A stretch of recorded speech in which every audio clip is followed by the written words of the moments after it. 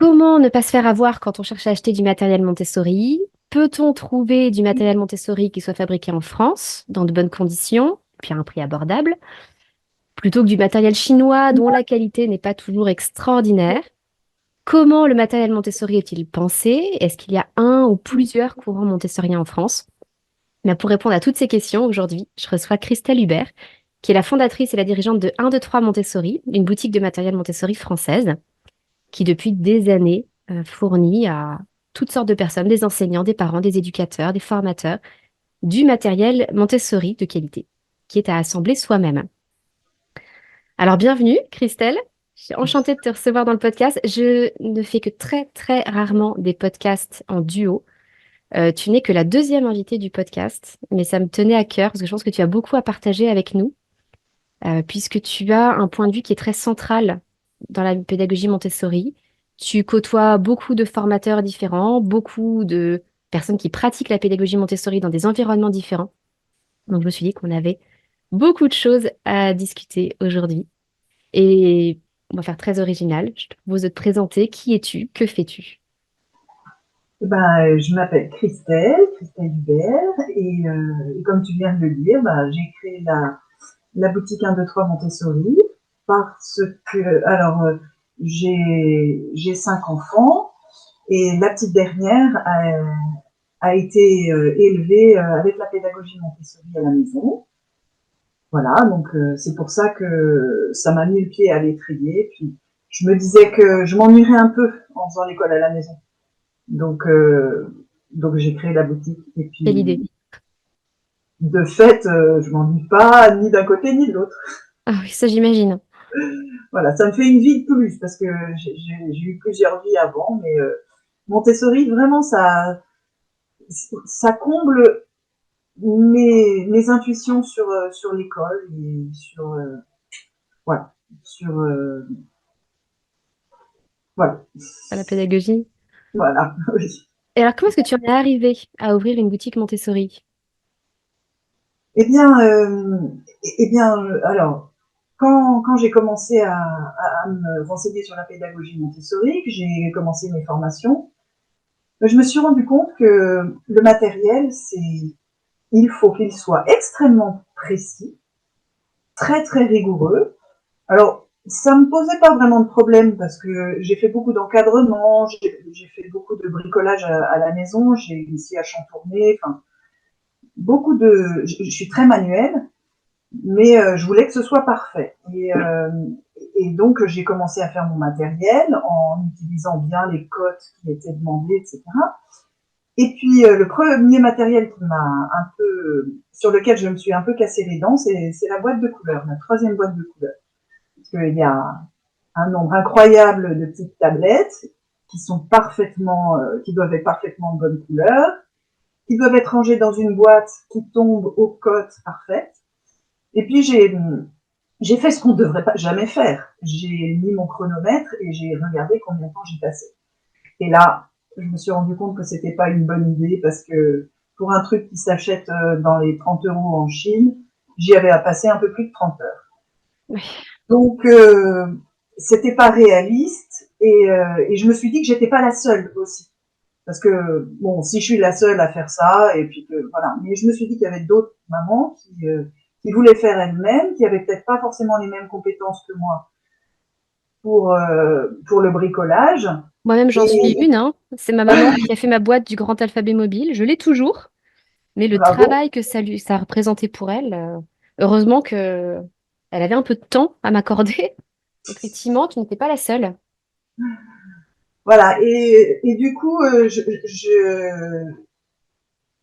me suis dit qu'il y avait peut-être quelque chose à faire pour non pas vendre le matériel tout fait, mais vendre le matériel pour qu'il soit facilement euh, facilement terminé et que donc on ait la satisfaction d'avoir bien travaillé en même temps que donc un travail qui tombe juste, qui est parfait, mais en même temps c'est moi qui l'ai fait. Voilà. Hmm. Et donc c'est dans cet esprit-là que j'ai lancé la boutique. D'accord. Voilà. Et donc, justement, ce choix, est-ce que, je me suis même demandé si ça n'avait pas été inspiré par Ikea, les meubles à monter soi-même. Euh, Alors c'est amusant parce que j'ai un coup où j'en parlais en famille, j'ai une de mes tantes qui me dit mais ton truc ça s'appelle c'est bien l'Ikea du Montessori. c'est exactement ça. Mais mais en fait dans mon esprit c'était pas ça. C'était vraiment terminer soi-même. Alors peut-être que je suis un peu voilà Ikea c'est pas français donc voilà. Peut-être que je l'ai pas, je pense pas l'avoir formalisé avant que ma tante ne m'en parle comme ça. Mais pour toi, il y avait quand même une raison aussi derrière le fait de vouloir inciter les gens à le finir eux-mêmes. C'est pas juste une raison euh, de satisfaction personnelle. Est-ce que il y a aussi un intérêt pédagogique derrière pour Ah bah, toi à le oui, finir bien sûr, soi-même? parce que le fait de faire soi-même son matériel, on l'aime, on Mm. le comprend mieux en l'ayant fait soi-même, parce il y a des choses logiques dans le matériel qui sont, alors, euh, par exemple, par exemple, l'assemblage des perles. Le fait d'assembler toutes ces perles, eh ben, c'est vrai que c'est long, mais on finit par comprendre la cohérence des choses. Par exemple, quand on assemble le cube de 1000, eh ben, on va mettre réellement Mm. 1000 perles. Et puis, alors moi, je suis mateuse aussi, mais c'est vrai que ces barrettes de 10 qu'on assemble par 10, et puis ensuite les 10 plaques qu'on assemble ensemble, bah, vraiment, on comprend la logique. Et puis, puisqu'on est parti de l'unité, eh ben, Mm. le chemin est logique après. Et je pense que on l'a plus intégré quand on l'a fait soi-même que quand on l'achète tout prêt et à la limite, on ne sait pas comment ça a été fait. Mm. Et c'est aussi une des raisons dans mes formations, je fais toujours des vidéos de présentation. Je montre comment on présente le matériel. Et je prends toujours un autre temps, une autre vidéo pour expliquer pourquoi on fait les choses comme ça et d'où viennent, par exemple, les couleurs du matériel, pourquoi ça fait telle taille, pourquoi le matériel est conçu comme ça. Et, euh, et enfin, ça que le matériel, il est passionnant. D'ailleurs, voilà, j'ai voulu lui rendre honneur aujourd'hui. Mon mari m'a fait des boucles d'oreilles avec les barres rouges et bleues Montessori. Si jamais un jour tu veux lancer une collection de bijoux Montessori, moi j'achète, hein. Y a pas de souci. Il m'a fait la tour rose aussi comme ça, alors avec 5 cubes seulement, parce que c'est pas très montessorien, mais ça suffit pour les boucles d'oreilles. Euh, mais ce qui est compliqué, c'est que aujourd'hui sur Internet ou même dans les catalogues qu'on reçoit dans nos boîtes aux lettres, on voit passer beaucoup de publicités pour du matériel soi-disant Montessori. Et il y a souvent des vendeurs qui se retrouvent à faire passer des jouets ou du matériel pédagogique, mais issu d'autres pédagogies, pour du matériel Montessori. Par exemple, ces dernières années, au moment de Noël, j'ai régulièrement dénoncé la façon dont Lidl, dans ses catalogues, présentait des jouets comme des jouets Montessori, alors qu'ils étaient inspirés des Sunblocks, par exemple, ou de l'arc-en-ciel de Grimm's, des jouets qui sont tout à fait intéressants, mais ne sont pas du matériel Montessori. Alors, d'après toi, sur quels critères on peut s'appuyer pour reconnaître du matériel Montessori? Quand est-ce qu'on peut parler d'un matériel Montessori? Alors, pour moi, le matériel Montessori, c'est le matériel qui fait partie de la pédagogie Montessori. Et aller plus loin, bah, c'est gênant parce que Maria Montessori avait décidé des choses. Alors j'essaye de chercher dans la boutique des exemples de choses qui n'étaient pas forcément. Je- Il y a des choses qui ont dû évoluer quand même, parce que bah, la l'AMI continue aussi à... Ils ont un énorme catalogue, mais avec des choses en diffusion, c'est pas forcément montessorien. Enfin, je veux dire, par exemple, quand on prend le catalogue de Nielus, il y a beaucoup de choses qui sont pas de la méthode Montessori. Donc, Hmm, on limite c'est vrai. à appeler Montessori des choses qui sont vraiment dans la méthode. Alors, dans ma boutique, par exemple, je vends les réglettes cuisinières, par exemple. Oui, Eh bien, je dis que c'est des réglettes cuisinières, je dis pas que c'est oui, du matériel Montessori. oui, bien Parce sûr. qu'il y a des écoles qui aiment bien utiliser ce matériel-là. Moi, enfant, euh, on se souvient pas exactement de ce qu'on a utilisé quand on était enfant. Puis en plus, moi, j'ai beaucoup déménagé Et donc l'école dans laquelle j'ai appris ça, et ben je n'y étais plus quand j'étais assez grande pour me souvenir. J'aurais pu Mm. retourner dans la classe. Et donc enfant, je me rappelle très très bien avoir travaillé avec les cubes de Lubelska de Laval. Ah oui. Donc c'est des cubes en bois qui font 1 cm de côté, qui sont assemblés par 10, par 100 et en cubes. Et je me rappelle très bien du geste, allez 10 et on passe, allez 10 et on passe. Mm. Et alors, c'est pas du, je le vends sur ma boutique parce que c'est un souvenir personnel et que je sais que ça marchait bien puisque moi j'ai été construite comme ça. Pour que les gens se Euh, le représentent, en fait, c'est comme les réglettes cuisinaires, mais en bois naturel. Il n'y a voilà, pas de couleur. il n'y a pas de couleur. Et en fait, c'est ce que Lubelska de Laval a fait pour remplacer les perles et les cubes. Mm. Pardon, les perles, les Et perles les cubes à de perles ou les l'unité, plaques de perles, oui. les plaques, etc. Et donc c'est vrai que on a un autre, comment dire, c'est un autre rendu. Oui. D'abord c'est plus gros et bon voilà, c'est un autre rendu. Et j'aime ce matériel parce qu'il fait référence à des choses que j'ai inscrites en moi.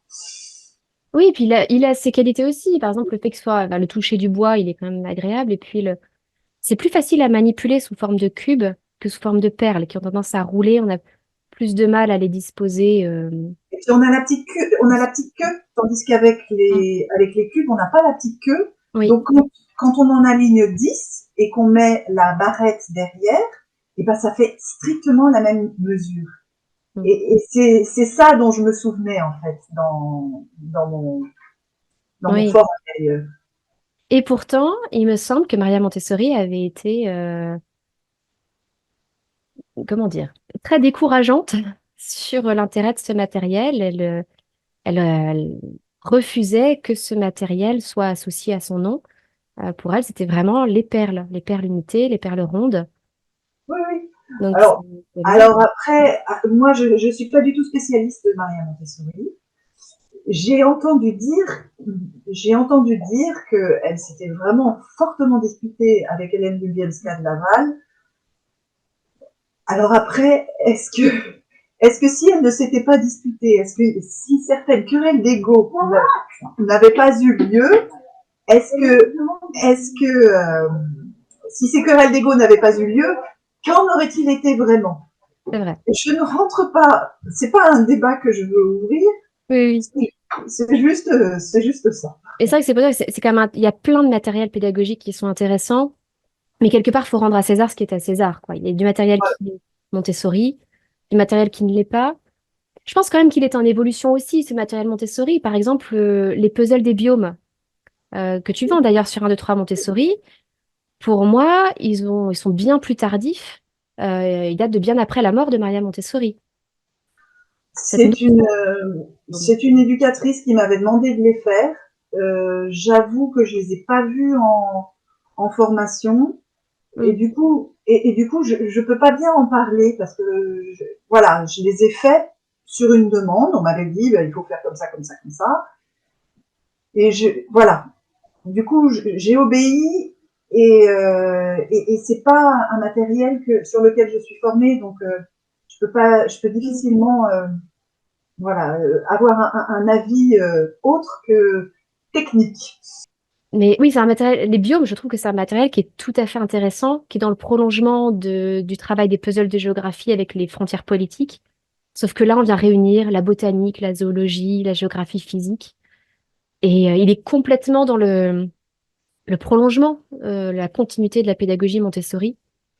Alors que les sunblocks, par exemple, ils sont très intéressants, mais ils ne sont pas dans cette même cohérence. C'est Ouais, un autre outil pédagogique. Et c'est très bien qu'il y ait toute cette variété de réflexion, de matériel pédagogique aussi. Et alors, on entend parfois certains montessoriens dire, non mais le plus important dans la pédagogie Montessori, ça n'est pas le matériel, c'est la posture de l'éducateur. Je voulais avoir ton avis là-dessus. Et est-ce qu'à ton avis, on peut mettre en œuvre la pédagogie Montessori sans matériel? je pense que la posture de l'éducateur, elle est fondamentale. Mm. Est-ce qu'on peut faire de la pédagogie Montessori sans matériel? J'irai pas jusque-là, parce que je pense qu'il y a quand même un matériel qui a été super bien réfléchi, qui est abouti, etc. Mais sans la posture de l'éducateur, on peut rien faire. Même, on peut avoir plein de matériel super bien dans la classe ou à la maison. Si on n'a pas la posture de l'éducateur, ben, ça sert à rien, en fait. C'est plutôt dans ce sens-là. Mais, Mm. alors après, ça dépend si on parle d'une maison. Dans le cadre de la maison, si on est juste en tant que parent. Alors après, moi, je fais l'école à la maison. Donc, en tant que parent, à la maison, qui fait aussi l'école, là, je pense qu'on a besoin de matériel. En tant qu'éducateur ou enseignant, si on dit qu'on fait de la pédagogie Montessori, ben, il faudra du matériel Montessori. Voilà. Mais la posture d'éducateur, elle est pour tout le monde, dès le départ. Voilà. Puis peut-être aussi qu'on a cette notion de matériel comme étant quelque chose qu'on devrait acheter, qui devrait être produit d'une façon particulière, alors que un vase et trois fleurs cueillies dans le jardin, c'est un matériel. C'est une activité Montessori. Un vase sur un plateau, une petite éponge pour nettoyer les feuilles des plantes d'intérieur. C'est pas un matériel spécifique à la pédagogie Montessori. On peut le trouver dans n'importe quel supermarché ou magasin, Mhm. mais c'est un matériel quand même. C'est quelque chose de sensoriel, d'ancré dans le réel. Oui, oui, oui, mais ça tout à fait. Comme d'étendre le linge avec des pinces à linge. Et là, ben, on est bien d'accord qu'on est plus dans le cadre de la maison en tant que Tout à fait. parent. Voilà. Et c'est pour ça qu'en tant que parent à la maison, si on a la bonne posture, et ben nos enfants, ils peuvent grandir avec une posture Montessori, même si on n'a pas de matériel. Alors, ça dépend Mais à quel âge. ce que je veux dire, c'est qu'on a, en fait, tout le monde a chez soi du matériel Montessori, en fait.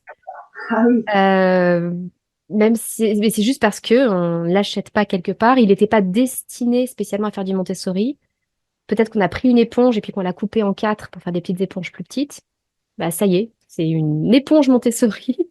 Elle est à la taille de l'enfant. Oui, oui, oui, ça peut être ça. Mais voilà. Mm. Après, tout ce qui est avant là, le fameux âge 3-6 ans, c'est un peu différent de ce qu'on a après, ce qu'on peut trouver dans une entre guillemets ambiance Montessori dans une classe de 3-6 ans. Voilà. Oui, c'est sûr Alors, que dès on qu'on peut cherche à... trouver ça dans une classe de 3-6 ans, mais il me semble que ça a quand même beaucoup sa place à la maison. Oui. Et puis dès qu'on cherche à transmettre enfin, à transmettre ou à faire découvrir par l'enfant des notions plus académiques, ben, on les fait passer par le matériel, comme les perles dorées dont on parlait tout à l'heure, le cube de mille, etc. On le fait passer par ce matériel spécifique. Ouais, Vouloir le faire par l'abstraction, ça serait contradictoire avec la pédagogie Montessori elle-même, en fait, hein. Ouais. exactement. Voilà, oui, c'est peut-être ça la petite nuance qui va faire que on est dans le matériel nécessaire. C'est quelque chose, je crois que c'est ce que tu viens de dire. C'est quelque chose, une notion qui peut devenir abstraite et que nous, on fait passer en tant qu'éducateur Montessori, que nous, on fait passer par le concret, par la main. Mm. Du coup, Et oui, exit les boules. J'ai une espèce de pieuvre Montessori avec des textures toutes différentes. Bah, exit. Ça rentre pas dans ce cadre-là. mm. Revenons un petit peu à ta boutique. Quand tu l'as ouverte, il y avait forcément beaucoup de choix à faire. Comment, en particulier des choix éthiques, hein, le choix de tes fournisseurs, le choix des matériaux. Sur quels critères est-ce que tu t'es appuyé et avec qui est-ce que tu travailles aujourd'hui pour proposer ces matériels? Et tu peux nous envoyer un peu, nous emmener un petit peu en arrière-scène, dans les coulisses. Alors, quand j'ai commencé 1, 2, 3 Montessori, j'ai commencé par faire. Alors, moi, j'étais au départ, avant ma formation Montessori, j'étais plus Lubienska de Laval. Mhm. Et l'amie qui m'avait menée à Montessori, elle avait été formée au CFP du Perfort, donc c'était Ah oui. Lubienska de Laval. Mm. Et du coup, quand mes grands étaient petits, je leur avais proposé le matériel de Lubienska de Laval, d'une part pour la lecture, donc j'avais les lettres, mais les lettres chez Lubienska de Laval, il y a un fond bleu et un fond jaune. Et Alors, je me permets peut-être de clarifier pour les personnes qui nous écouteront et qui ne connaissent pas Hélène Lubienska de Lanval. C'était une élève de Maria Montessori au départ. Elle a beaucoup travaillé avec elle. Le père Fort aussi. Et ce sont eux qui ont transposé la pédagogie Montessori, entre autres pour l'apprentissage du français, puisqu'évidemment, la pédagogie Montessori était en italien. Et il y avait tout un développement pour l'apprentissage de la lecture et de l'écriture en italien. Donc, eux, ils ont importé ça en France, je pense qu'on peut le dire. Ils ont enfin, permis l'organisation, en particulier Hélène Lubienska a permis l'organisation de conférences et de formations Montessori en France. Et puis, bon, il y a eu une dispute entre Hélène Lubienska et Maria Montessori à un moment, elles se sont un peu éloignées. Et le père Fort a créé aussi son propre centre qui a eu une postérité assez importante dans les écoles françaises, même si c'est oui, moins le cas sans doute aujourd'hui. c'est moins le cas, mais je pense que, enfin, j'ai encore une amie qui est enseignante et qui a fait le CFP Perfort, donc Oui, ça existe encore, oui, oui. ça existe, enfin, le CFP n'existe plus en tant que tel, mais il y a encore des enseignants qui n'ont pas pris leur retraite et qui ont eu cette formation-là. Mm. Donc, ça a formé parce que ce qu'il faut bien comprendre, c'est que quand c'est arrivé, entre guillemets, sur le marché, il n'y avait pas encore de maternelle et l'éducation nationale a décidé, ou l'État, je ne sais pas, a décidé d'ouvrir des classes à partir de 3 ans, mais il fallait bien leur fournir un programme. Mm. Et ben Montessori était le seul à fournir quelque chose, et c'est donc le père Fort avec l'UBSK de Laval qui avait le pack pour aider à ouvrir ces classes. Donc, c'est pour ça que les jeunes de ma génération, il y en a beaucoup qui sont sûrement passés par ce genre d'école parce que il y avait que ça. Voilà. D'accord. Et alors donc moi donc j'avais une amie qui s'était formée à cette pédagogie et qui m'en a parlé. Donc j'ai utilisé cette méthode, donc les lettres jaunes et bleues, pour apprendre à lire à mes aînés. Ils ont toujours appris à lire avant de rentrer à l'école, parce que je trouvais que c'était pas cohérent la façon dont c'était fait. Puis j'ai un frère qui est très dyslexique et qui, lui, n'avait pas profité. On a déménagé beaucoup, donc moi j'avais eu droit à la super méthode, et après lui, il n'avait pas. Et j'ai vu les dégâts que ça avait donné sur lui. Et du coup, j'étais très motivée pour apprendre à lire à mes enfants. Et puis j'ai vu en grandissant avec eux que bah, c'était très bien la lecture, d'aider pour la lecture, mais que les maths c'était pareil, c'était pas du tout concret. Et donc j'ai retrouvé avec cette méthode, j'ai retrouvé pour les aider à faire les compléments à 10, etc. Parce que je trouvais ça très cohérent et je m'en souvenais de mon apprentissage à moi. Et donc c'est pour ça que quand ma petite dernière a eu l'âge presque d'aller à l'école, je me suis dit, tu n'as pas voulu faire l'école à la maison pour tous les autres. On a eu 4 enfants en 6 ans. Et puis la petite dernière, elle a 9 ans de moins que le dernier. Donc j'avais plus de temps. Je me suis dit, ben, là maintenant, arrête de râler après la maîtresse, comme ça, si ça marche pas, ce sera de ta faute. Et j'aime mieux prendre en charge Oui. les erreurs plutôt que de galoper derrière les maîtresses pour dire non mais là c'est n'importe quoi, pourquoi vous faites ça comme ça. Je me rappelle d'avoir été voir une fois une directrice et pris rendez-vous avec la directrice en disant il y a un petit problème avec la dictée là. Mon fils là, il a des mots de dictée, c'est alors c'était peut-être pas ça le mot, mais c'était d'or, D-O-R-T, mais Ah, ou fleur avec un S. ah Mais oui. En fait, là, ça va pas. Moi, je pense que c'est moi qui a mal écrit son travail. Il a oublié d'écrire le il devant d'or et le les devant fleur. Bon, je soupçonnais que ce n'était pas le cas. Oui. Mais voilà. Et ces incohérences-là, j'en pouvais plus pas.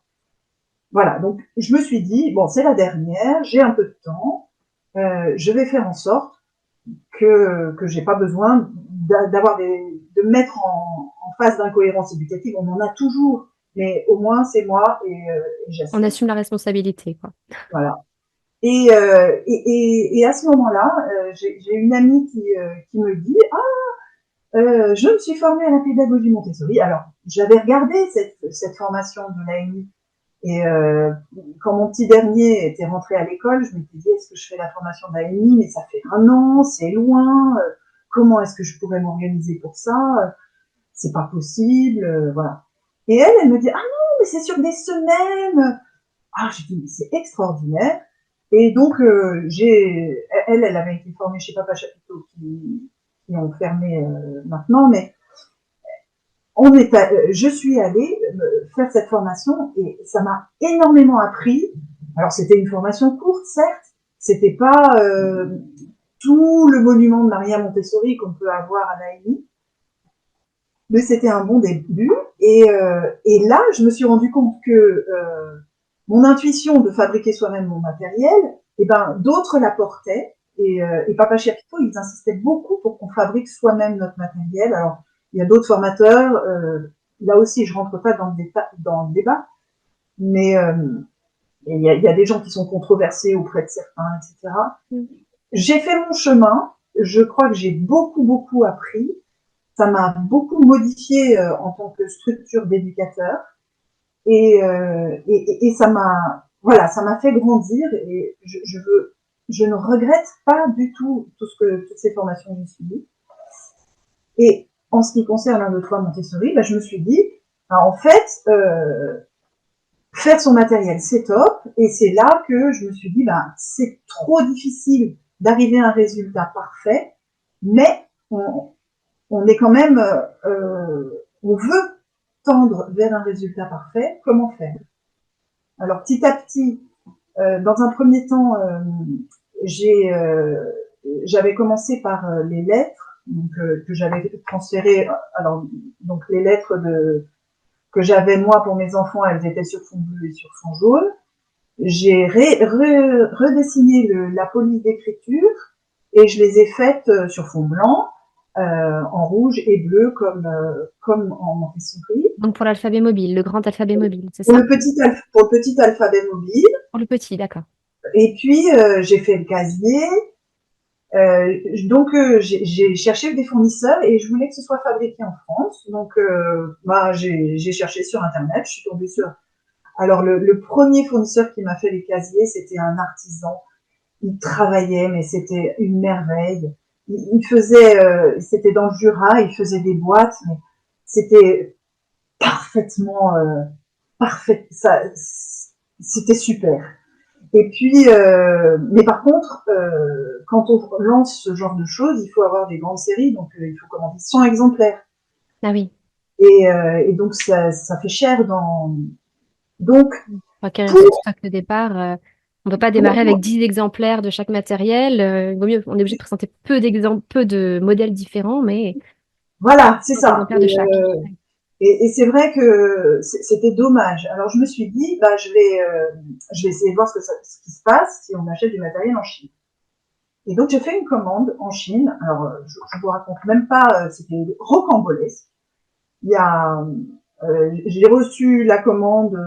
Je crois que je l'avais dû la passer au mois de juin. J'ai dû la recevoir fin septembre. Fin Et pourtant, septembre. c'était bien avant le Covid. Rien à voir avec Ah oui, oui, oui, les c'était en ralentissements qu'il y a 2014. pu. Oui, 2013. Et donc, il a fallu aller montrer patte blanche aux douanes. Ça a été compliqué. J'ai été étiquetée dans les douanes, étiqueté tout le matériel. Bon. Et puis, j'ai reçu du matériel. J'ai commencé à vendre parce que je voulais proposer quand même une bonne partie de la gamme pour donner envie, quoi. Hmm. Déjà pour justifier pour des frais de port, parce que j'ai toujours trouvé que les frais de port, c'est quand même vraiment dommage. Enfin bon. Ouais. Et donc, euh, arrive un moment où forcément il y a des erreurs de fabrication. Et là, je me suis rendu compte que on parle pas le même langage avec les Chinois.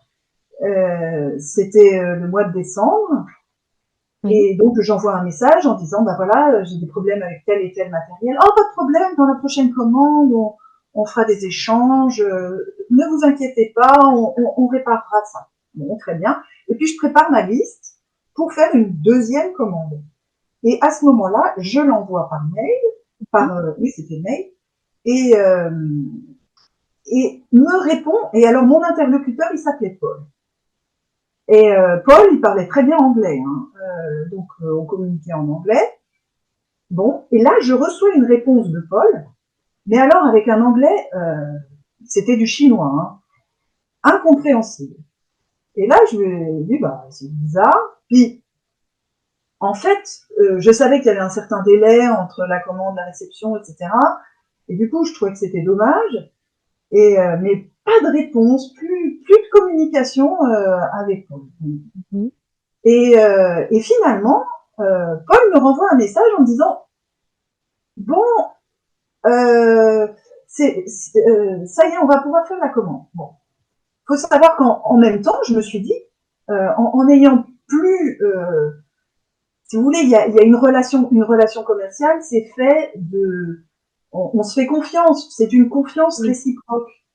Et je me suis dit, en n'ayant pas de réponse ou alors très parcellaire avec mon nouveau Paul, je l'appelle le nouveau Paul, je me suis dit, c'est bizarre, euh, je vais peut-être essayer de trouver une autre manière de travailler. Et à ce moment-là, j'ai une amie qui me parle. Elle faisait de la déco. Et puis, elle vendait des, comment ça s'appelle? C'était de la déco, mais elle faisait des dessins très, très précis, très jolis. Et Un peu elle en les faisait découper. pyrogravure? Alors, non, c'était découpé. C'était vraiment des Ah formes oui, d'accord. découpées. C'était très joli et elle les peignait. Et puis elle me dit, on se voit pendant les vacances de Noël et elle me dit, ah, tu sais, moi, je coupe à la scie, d'habitude, elle coupait à la scie à chantourner. On avait fait Oui. énormément de scie à chantourner ensemble, donc on se comprenait. Mais tu comprends, Mm. quand tu commences à faire des séries, c'est trop long. Oui. Et j'ai trouvé quelqu'un qui découpe au laser. Mm. Et du coup, la découpe, bon, le dessin, c'est moi qui le fais. La découpe, c'est le découpeur laser. Et après, je peins et je vends. Et elle vendait même au château de Versailles, je crois. Ouais. Je dis, oh, mais quelle bonne idée! Et tout de suite, j'ai pensé au cabinet de géométrie et aux formes à dessin. Ah bah oui. Mm. Et à ce moment-là, je demande un devis à son fournisseur en lui disant est-ce que quel prix vous me faites. Et j'avais dû envoyer une ou deux formes. Quand j'ai vu le prix, je me suis dit bah, c'est rentable, je peux le faire en France, j'arrête d'acheter le cabinet de géométrie en Chine. Et là-dessus, mon ami Paul revient, me parlant parfaitement l'anglais, et me disant bah alors est-ce qu'on fait la commande. Et moi entre temps j'avais quand même vérifié qu'est-ce qui se passait en Chine en ce moment, et en fait c'était le nouvel an chinois. Ah oui. À ce moment-là ça avait été le nouvel an chinois, et pendant le nouvel an chinois il avait pris un mois de vacances, mais sans me le dire. Et donc il était remplacé par une petite main qui ne parlait pas aussi bien l'anglais que lui et qui n'avait pas la main. Oui. Et je me suis dit bah en fait je peux pas travailler dans des conditions pareilles, moi j'ai besoin de parler avec quelqu'un qui va me répondre, Une relation de qui, confiance. qui parlera le même langage que moi. Je ne peux pas avoir confiance, et il me faut un suivi. Mm. Et c'est à ce moment-là que, du coup, j'ai même plus donné suite à Paul. Je me suis dit, ben, tant pis, mon gars, on travaille pas de la même manière. C'est pas, Mm. pour moi, c'est pas possible. Et voilà. Et ça explique pourquoi je suis passée en France. Et je me suis dit, bah tant pis. Alors, j'avais déjà trouvé un fournisseur qui me faisait des tours roses et des escaliers marrons. Ouais, parce que ça, c'est pas un travail de découpe, c'est un travail de menuiserie, en fait. Voilà. Et qui était pas loin de chez moi. Et quelqu'un vraiment avec qui j'ai beaucoup aimé travailler, alors lui, il faisait des rambardes d'escalier. Vous Ah savez, oui, les trucs tournés, là, les oui, piquets. Mais c'était vraiment quelqu'un de sympa qui travaillait avec son père, et c'est son père qui fabriquait les tours roses et qui venait de les livrer. Alors, ce que j'avais pas réalisé, c'est que la tour rose, c'est quand même un matériel extrêmement minutieux à faire. oui. Et, euh, et peut-être que j'en parle tout de suite, mais donc il Oui, faut volontiers, oui. le cube, que toutes les faces soient parfaitement identiques, Oui, et quand on tourne, et ben que ce soit la même dimension, parce que si on veut le mettre en face de l'escalier marron, et ben quand on tourne, il faut que ça continue de faire lisse sur le dessus. oui, absolument. Et Et puis le bois ça, joue. pardon. Et le bois joue. Le bois Alors est un matériau vivant. Il peut. oui, le bois joue, mais je pense que, enfin, nous on les faisait en hêtre, parce que le hêtre c'est un matériau dur, lourd, Oui, parce qu'il faut que ce qui est dense. Ouais. gros soit lourd, Mm. parce que en fait ce que l'œil voit, il faut que la main le sente.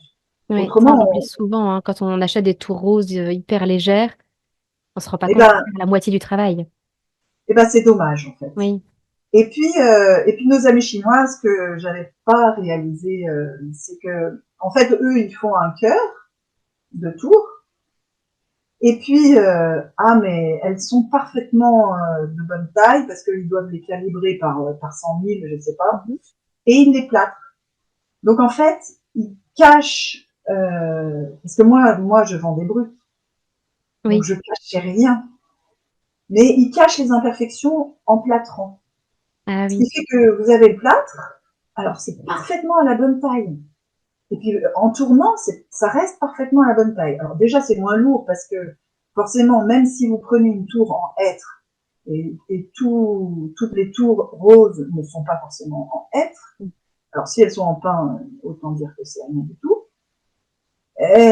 Mais en plus, quand elle va tomber une fois, eh Mm. ben, il y aura un blanc qui va apparaître parce qu'elle se sera payée. Voilà. Et donc, voilà. Et du coup, moi, j'ai arrêté très rapidement de faire l'escalier marron parce qu'il n'était pas compatible avec la tour. Et puis après, j'ai arrêté aussi de faire la tour parce qu'il me fallait. Alors, je suis allée chez quelqu'un d'un peu plus industriel et donc qui respectait beaucoup mieux les cotes, qui faisait vraiment ça au Mm. dixième de millimètre, donc c'était bien. Hein. Mais en fait, il fallait de grosses quantités et j'avais pas assez de quantité pour que le prix soit intéressant. Puis moi, Bien sûr. ça me faisait un très gros stock à la maison. Et petit à petit, avec en réfléchissant, j'ai eu des illuminations, notamment le jour où je voulais faire la boîte pour ranger les perles Du serpent? du serpent, Oui. la boîte des perles du serpent. Je me suis dit, mais en fait, les boîtes, il y a des crénures, ça Mm. s'encastre et tout ça. Mais en fait, mes boîtes, je suis pas obligée de demander au monsieur qui travaille si bien et qui me demandera d'en faire 100 ou 150 à la fois. Je peux en faire, je peux les faire en découpe laser. Mm. Et, euh, et donc, j'ai fait faire en découpe laser à plat. Alors là, c'était sympa parce que on a toujours travaillé ensemble avec mon mari. Mon mari a une agence de communication et j'étais son petit œil qui relie les documents. Ah oui. C'est-à-dire que je traquais les fautes d'orthographe. Et, euh, et, et en fait, le logiciel qu'il utilise pour faire ces documents imprimés, eh ben, on peut l'utiliser aussi pour dessiner des modèles à plat. Et donc, ensemble, alors avant, c'était moi qui travaillais pour lui, et depuis Montessori, c'est quand même beaucoup lui qui travaille pour moi. Et donc, ensemble, on a dessiné ces modèles avec son logiciel de mise en page. Alors, c'est la geek qui parle en moi. Comment s'appelle le logiciel? C'est InDesign. Ah, d'accord. Alors, je trouve ça amusant parce que moi-même, oh, ça devait être vers 2014-2015, je pense. Donc, moi-même, je faisais l'école à la maison. Et puis, donc, quand ma maman ne pouvait pas fabriquer du matériel, je me débrouillais toute seule. Et j'avais découvert les Fab Labs à cette époque-là, des endroits où on peut trouver toutes sortes de machines et les utiliser pour une cotisation modique. Et dans les Fab Labs, la première chose qu'on nous a dit en arrivant, c'est tout le monde est attiré par les imprimantes 3D. C'est ce que les gens trouvent le plus intéressant. Et en fait, à l'usage, vous allez voir que c'est les découpeuses laser qui offrent le plus de possibilités. Et à l'époque, j'avais prévu, essayer de découper moi-même le cabinet de géométrie aussi, au moins les formes, en utilisant Inkscape. Et en fait, j'ai pas eu le courage. C'était tellement de travail. Donc j'admire beaucoup tout le travail que vous avez fait tous les deux en couple. Ouais, en fait, au départ, ils connaissaient déjà le logiciel. Ça Oui, aide. pour bien s'y connaître, avoir l'habitude. Et Clément est extrêmement rigoureux et précis. On est dans, il se trouve qu'on est quand même dans un, là, on travaille avec des traits de 0,001 mm pour la Mm. découpe. Et il est très très rigoureux et précis. Moi, je suis un peu plus, allez, ça va aller bien. Et du coup, ben, forcément, les matériels, ils tombent super bien. Et j'ai fait la boîte de couleurs, la troisième boîte de couleurs en bois. Et pas parce que la première fois, je l'avais faite en carton. Et en Voilà. combien de temps? Du coup, un On peu, en parle. un peu moins de 30 heures. Ah oui, oui, là maintenant, c'est plus facile. Voilà. Et puis j'imagine qu'il y a Euh, plein de choses parce que tu dois aussi trouver un fournisseur pour le bois. Je sais pas où tu alors, trouves. pour tout ce qui est découpe laser, c'est le découpeur Ils sont fournis qui le fait. lui-même en C'est pas bois. comme dans le Fab Lab où on arrive avec son matériel. Oui. Là, c'est lui qui me fournit tout.